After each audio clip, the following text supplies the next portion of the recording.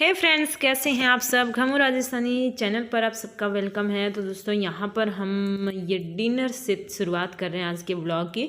ये व्लॉग जो है लगातार ही चल रहे हैं। कल रात जो है मैंने व्लॉग नहीं बनाया था, वो ऐसे ही बस बात करते करते मतलब वही व्लॉग था, घर की स्थिति बता रही थी।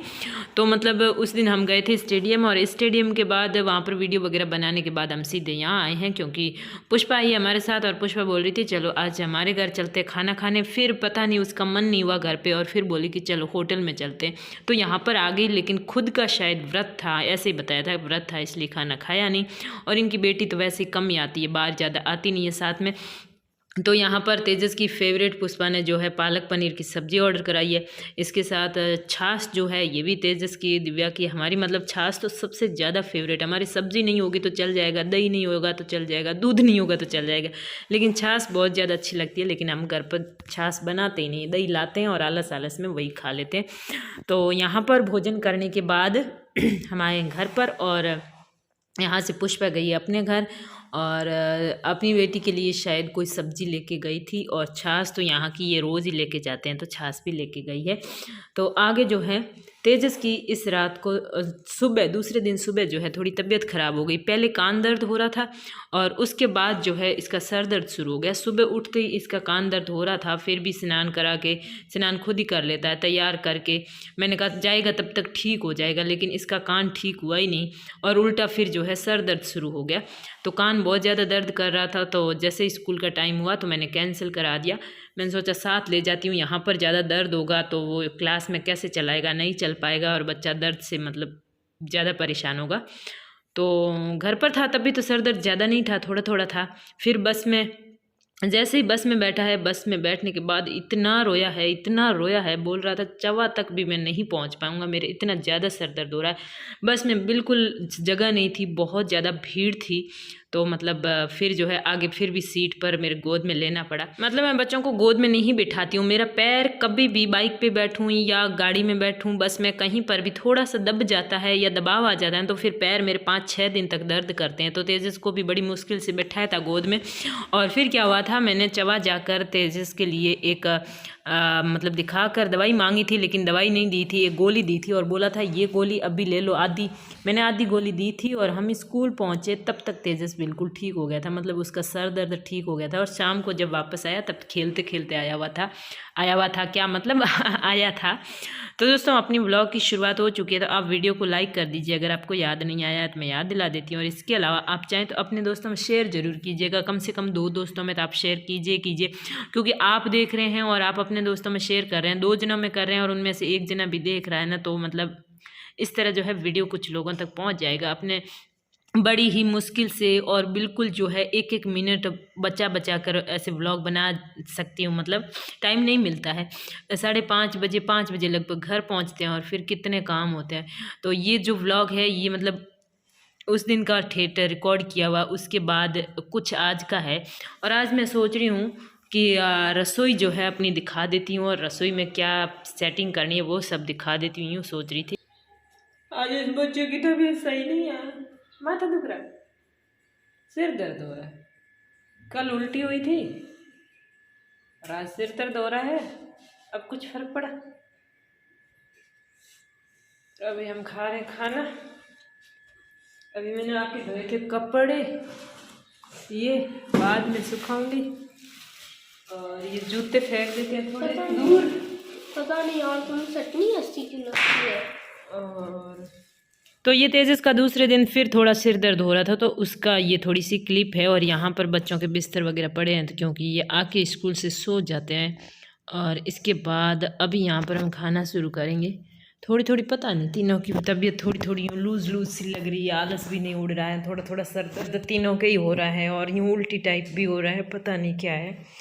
तो अब जल्दी से जल्दी है ना रसोई के अंदर खाना बनाने की तैयारी करें, ताकि जो है क्या पता भाई बाहर के खाने से कुछ प्रॉब्लम हो। वैसे होती तो नहीं है, लेकिन ये ऐसे जी मचलना, सिर दर्द होना ये कभी कभी होता है हमारे, 1-2 महीने में 1 आध बार होता है। अब क्यों हुआ है तो अब कल तो कौन सा व्लॉग आएगा पता नहीं, लेकिन कल चित्रू मम्मी पापा आने वाले हैं, और वो व्लॉग आएगा, लेकिन 1-2 दिन बाद आएगा, क्योंकि आज जब मैं ये व्लॉग वॉइस ओवर कर रही हूँ ना, तो इस दिन यानी आज हम गए थे किसी उद्घाटन पे, यानी कि एक नया पार्लर खुला यहाँ पर। हम मेरे किसी जान पहचान की थी, मेरी फ्रेंड थी, उनकी ओपनिंग थी आज, तो वहाँ गए तो व्लॉग बना लिया आते जाते। और वहाँ काफ़ी जो है टीचर स्टाफ भी मिल गई थी और कुछ फ्रेंड्स भी मिल गई थी। काफ़ी मतलब अच्छा व्लॉग था, तो सोच रही हूँ वो पहले आ जाएगा, क्योंकि पता ही है कि इतना टाइम तो निकाल पाती नहीं हूँ कि जिस दिन व्लॉग रिकॉर्ड करूँ उसको जस्ट दूसरे दिन डालूँ, ऐसा तो हो नहीं सकता। और उसी दिन तो बिल्कुल पॉसिबल नहीं होता है, क्योंकि टाइम इतना ही मिलता है जिसमें थोड़ा थोड़ा बचाव करके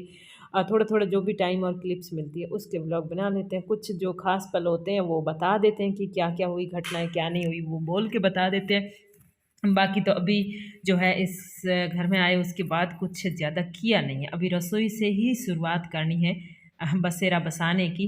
तो मतलब रसोई हम वहाँ चले गए ना उस पार्लर की ओपनिंग में, तो इस मामले में जो है टाइम लग गया वहाँ पर, और फिर कुछ बातें बातें करने में बैठ गए, तो इस वजह से रसोई का काम वापस आके तो शुरू किया नहीं, क्योंकि उसकी सफाई करनी पड़ेगी। सफाई तो वैसे ही करनी पड़ेगी, लेकिन इन्होंने अंदर क्या है पहले रख रखे थे वो क्या कहते हैं अनार, तो अनार का भी काफ़ी कचरा है। पार्लर वाला, चित्रू वाला और रसोई वाला, इन तीनों ब्लॉग्स में से आप कौन सा पहले देखना चाहते हैं? अभी तो आप तेजस का ये ज्ञान सुनिए। मम्मा हाँ बताओ, अरे जैसे कि दस है, उसकी पत्नी होती है ना, जज वो जज हाँ वो होता है ना, तो कोर्ट में होता है दर्द। हाँ, उसकी पत्नी होती है, उसकी जिंदगी बहुत इरिटेटिव मतलब दुखी होती है, क्योंकि तो दर्द होता है ना। उसकी किस्मत अच्छी नहीं होती। नहीं, अगर उसकी पत्नी उसके ऊपर केस करती है कि ये मेरे साथ गंदा बर्ताव करता है, मेरे साथ बहुत अन्याय करता है, तो दर्द तो यार कोर्ट का दर्द होता है ना, तो फिर वो उसको न्याय नहीं देगा। मतलब वो खुद ही बोलता है कि वो तो बहुत इरिटेटिव होता है, मतलब वो बहुत अरे और फिर वो बोलेगा कि वो ही फैसला करेगा ना किसके साथ बच्चे जाएंगे, उसके साथ बच्चे भी नहीं जाएंगे, उसके साथ घर भी नहीं जाएगा, मेरे पास बच्चे रहेंगे और घर भी मेरे पास ही रहेगा। तब को जज पति ही बोलेगा, पति ही बताएगा कि क्या ऐसा होएगा। तो सोचो जज की पत्नी का किस्मत कितनी बुरी होती है। जज की अगर और जज अच्छा होएगा तो अच्छा होगा तो उस पर केस नहीं करेगी और उसकी जिंदगी वाले मतलब अगर जज की पत्नी है तो सबसे अच्छी किस्मत भी उसकी हो सकती है और सबसे बुरी भी उसकी हो सकती है। दर्द अगर अच्छा हुआ तो उसकी किस्मत अच्छी होगी, और दर्द अगर गंदा हुआ तो उसकी किस्मत भी गंदी ही होगी। दुनिया की सबसे गंदी किस्मत की बात समझे। इसके कहने का मतलब ये है कि जो न्याय करने वाला होगा वही अन्याय करेगा ना, तो मतलब अन्याय करने वाली पत्नी तो सबसे बड़ी बुरी किस्मत वाली है। और अगर न्याय करने वाला जो करता धरता है वो अगर अच्छा करता, वो अच्छा है, तो बोलता है कि वही दुनिया की सबसे अच्छी किस्मत वाली पत्नी। कितना बड़ा बैठे बैठे ज्ञान देता है मेरा बेटा।